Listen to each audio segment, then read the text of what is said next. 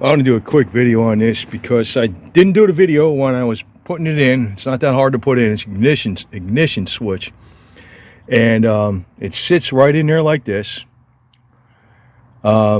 This screw right here is the only screw that holds it in, but it's also held in by where the ignition from the key goes into a device, and there's like something that snaps into here, and that's what holds it in place. You have 4 connectors. This is like a two prong, and you got these you got to pull out a little bit to get those out, and there's a connector in the middle connector. You got to push this one in to get it out.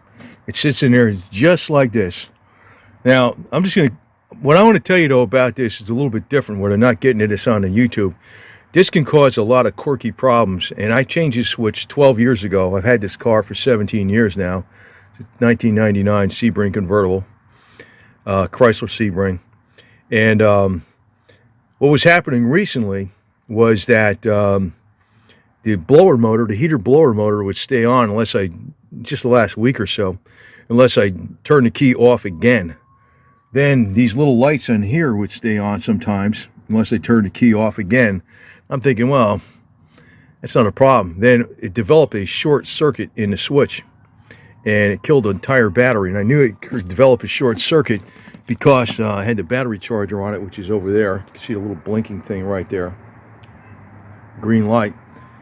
I thought something broke on the battery charger, and I tried another one. The battery was completely dead, and it happened within a few hours, unexpectedly. So I would recommend, if the car is old, to change the switch. This cost me $29 and change from Rock Auto with the 5% discount, including the cheap shipping. So just under 30 bucks. The only special tool you need with this is this bolt. This little screw in here is a Torx.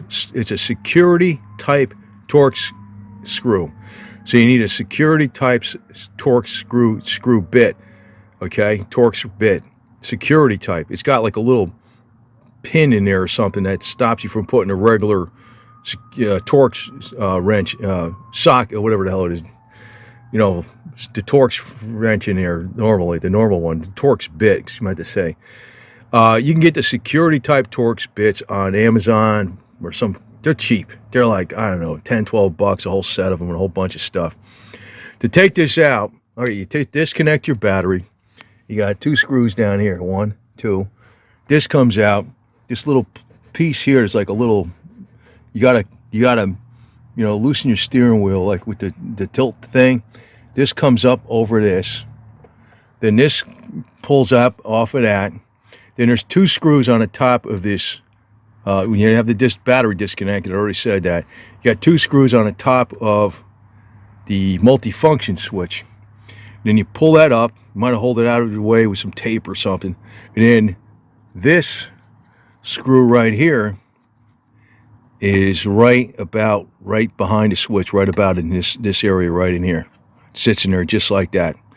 Then you got to use the security type Torx screw to get that out. It's Torx bit. Then you got to pull these wires out.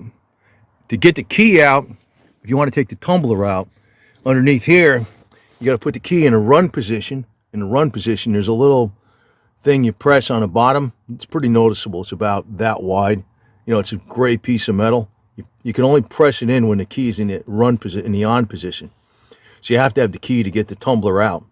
So you put it in the run position, you pull it out, and you can pull it out, and you can clean it up and spray it down with brake fluid and put a little graphite in there or whatever you got to do. Now, when I was chasing this problem down, I was saying, okay, there's a short. I was suspecting this switch. So I went over to this thing here. I take the battery out. I know it's a short because if I try to put the battery charger on it, it said short. You know, it's one other battery charger. It said something was shorting out. So I would start to figure maybe this positive cable, which goes into the battery's like underneath here. And you got to take the battery. Basically, it's easiest to take the wheel off, and it's behind here. It's under the fender, right? It's sitting right under here. I figured maybe this positive cable rubbed through someplace. that's what the short was. No. So I take the positive cable off, and there's two cables here. And I'm checking, the positive cable, would it remove from this positive post, which is that, right? I'm checking this positive cable, which goes down to the battery. That's the one right down in here. And I'm just checking that by itself to see if it's shorted out. In other words, if you check to see if it's got continuity to the ground, it's shorted out. But it wasn't, right? With the battery removed, right? To see if it was touching someplace on the ground. No, it wasn't. So I checked these two cables individually to see if they had some continuity to the ground with this removed from the post, right? Nothing. No, it was good. It was good to go. No short. So I'm checking the continuity from the post with all the battery out and stuff from this positive post terminal on this, it's a power distribution center is what they call this thing. So I'm checking it for continuity, and it's got continuity. So I'm thinking, holy smokes, there's some kind of short in here someplace. So I'm plugging out all the fuses and the relays, and it's still got continuity. But I noticed that it had a little bit of resistance when I turned this switch into the key into the on position with the battery out, right? I'm doing this all checking with this battery out. I'm checking to see if this is grounded out someplace, because there was a short, right? Well, my guess was it was inside the switch itself, and that turned out to be right. But there is always continuity coming from this positive cable, even with these cables off from this positive post on this to ground, because there's certain systems in this car that are always running. One is the power door locks, right? I think if I open the door right now, even though the car's off and the key's out of it, see, that works. The security system is always on. And so sometimes people are junking these cars because they got these crazy electrical problems, and it could just be this stupid thing. I think, I heard people have problems with the doors locks going off and on by themselves. Could be this. Could be, because I had a problem with the blower motor not shutting off when the key shut off, and there's some of those interior lights on the switches not shutting off. Then I had another problem, and I thought it was the wiper motor was the problem, because I already changed the multifunction switch a long time ago, which has the wipers incorporated into it, because the wipers would not come back into this position like this when I shut them off. They would be like halfway off or something. Or they'd have a mind of their own, and it would come on at different times. When I replaced this switch, that problem solved too. So I'm going to title this video, it's really just a guess, but considering that, I changed this switch twice now. I had the car 17 years, but I changed this switch 2 times already. And, maybe these things aren't made that good or something. Maybe there's a piss poor design somehow with these things, because they don't seem to hold up forever. I mean, they work fine when they're newer. But, one of the problems they have with this car is electrical gremlins, quote unquote, security system going off. You can't figure it out why it does that. Security system's always on, and it's going through this thing. And this is a movable part. It's like other stuff is just wires. It's just sitting there. Usually it's not going to break. It's something that you actually turn off and on could actually break after a while. It wears out. What's the cost of this thing? $30 to me. That's what it cost me. That's what it costs you right now. If I go into Rock Auto and got with the 5% discount and the shipping and the tax, it was just under $30. It was like 29 something. You do have to have that one security Torx bit for this. That's like $12 for a set of those. You get them on Amazon, or else you won't be able to take this screw out. It's not that hard to do. You want to do this with the battery disconnected. But if I was doing a major tune-up on this car, and you're changing the wires and the plugs and all this other garbage, I would put this switch in it. I would. Unless it was just changed in the last few years, I would put this freaking switch in it, even if it meant, there's nothing wrong or anything. Yeah, yeah. Because this car was just sitting here, and it was like a Saturday afternoon. I remember I left. I took my motorcycle out, and that's got the green light doing that desulfation mode. Everything's fine. Come back a few hours later, and it just showed the red light. And I'm like, what happened? The battery was completely dead. So if I was driving someplace, this car would have conked out on me and would have had no power in it at all. No lights, no nothing. Because of this stupid thing. $30.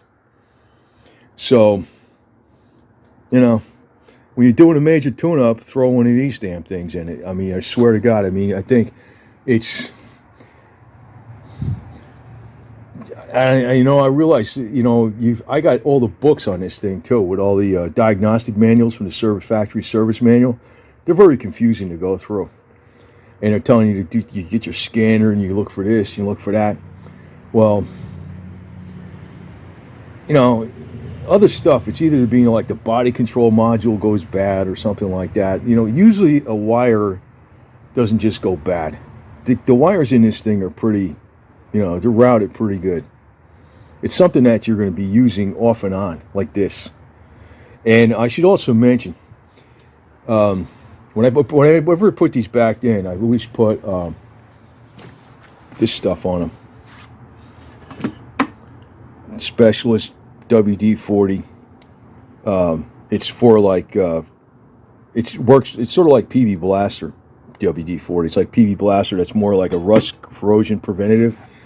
I always spray it on these contacts whenever I put something back on. And if you say you're doing a super tune-up or something, what you would want to do to make this car more reliable is disconnect the battery, right? Take out all your fuses in here, all your relays, do one at a time. Spray a little bit of that WD-40 on the contacts, then put them back in. Unplug your PCM, this is power control module. Unplug your TCM and transmission control module, spray that on the pins, put them back in. All that stuff, all the contacts, all this. I think this is your idle control right here, right? That's your, I don't know what the heck that is, air intake, I don't know what, somewhere air intake temperature, air control map. That's not map. There's a couple over here, a couple of those sensors over there. Forgot what those are exactly. I used to know them. But you spray that stuff on her because that works better than WD-40. That works better than, what do you call that stuff? Electromotive, what do you call that junk again? Dielectric grease. Dielectric grease. That works better than that. It keeps corrosion off of stuff way longer. It's not the regular WD-40, the WD-40 Specialist Penetrant. And so when you're, it's just, if you get a little corrosion on something, if something's not getting the exact voltage, it doesn't work right, or it just kind of works kind of flaky off and on, and you're going nuts trying to diagnose stuff. You want to make it really super reliable, use that stuff too. But also, if you want to make this stupid thing reliable, which is, it's a shame because the ones from 96 to 2000 had this 2.5 Mitsubishi motor. That motor is good, even though it's Japanese, it's good. If you get the newer ones, you're better off with the 4-cylinder than the American-made V6 is a 2.7 is a pile of garbage, man. It's really bad news. Unless you had a rebuilt from Jasper or something, Jasper engine rebuilding. But this is important. And I didn't film it, but like I said, I explained how to take it out. It's not that hard to do. It took me a week to get this part in. That was the thing that took the longest. I just came in Friday and I changed it out Saturday, no problems.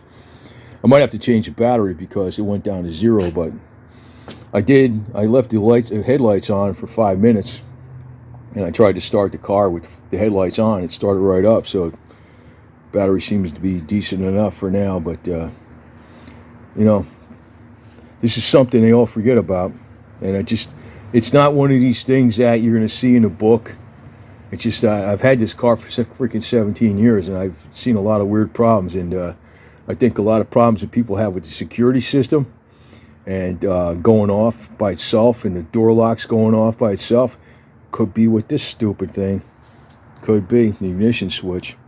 Because a lot of stuff is going through. Like I said, this positive post terminal, even when the battery's out, it's got continuity, even with the wires detached. There's systems in here that are on all the time, and they're going through this thing. So if this switch starts wearing out, there's going to be a lot of funky stuff happening, even with the wipers. I did not expect that. So, if you're throwing money in a car, you're putting wires and all this other garbage into it, and you're putting a new distributor and your what do you call that freaking camshaft crank position sensor and all that garbage and junk, and throw one of these in there. Anyway, over and out.